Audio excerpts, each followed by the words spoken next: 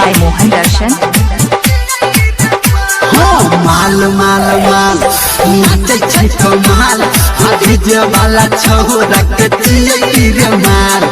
माल माल माल नाचे छै कमाल डीजे वाला छोरा के चिए रे माल गाल गाल गाल एक और गोजो पूछे गाल होटाबा में लाली लाठी ढोरही में डाल माल माल माल नाचे छै कमाल डीजे वाला छोरा के चिए रे माल Mixed by Mohan Darshan.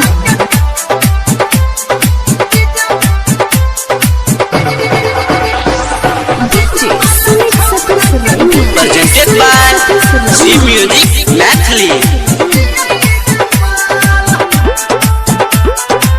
अभी आप सुन रहे हैं सावरिया म्यूजिक।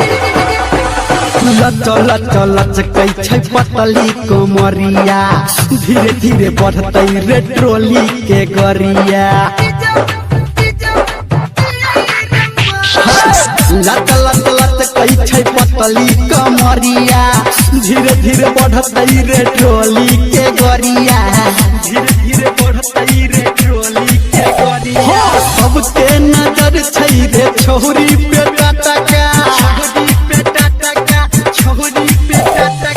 सबके नजर छै रे छोरी बेटा तक चोहलै छै जब ई नागिन के चाल माल माल माल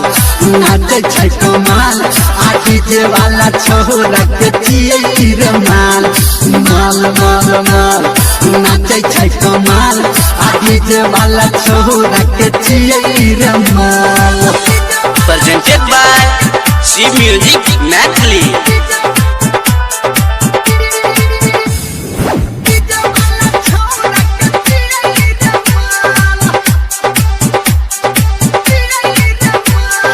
हटर हटर हिलै छै ट्रोली के पाला छोरा ऑपरेटर तक देतै भाला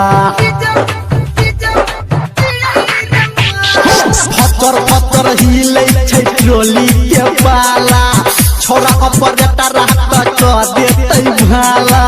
छोरा ऑपरेटर तक देतै भाला धर्मेंद्र निर्मलिया कहै छौ सोही Mixed by Mohan Darshan.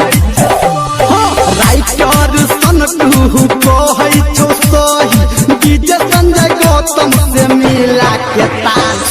माल माल माल नाचे छै कमाल डीजे वाला छोरा के चिए रे माल माल माल माल नाचे छै कमाल डीजे वाला छोरा के चिए रे माल गाल गाल गाल एकर गजब छै गाल होटबा में लाली लाठी ढोरही में डाल माल माल माल नाचे छै कमाल डीजे वाला छोरा के चिए रे माल केकरो दाबी नहीं चल।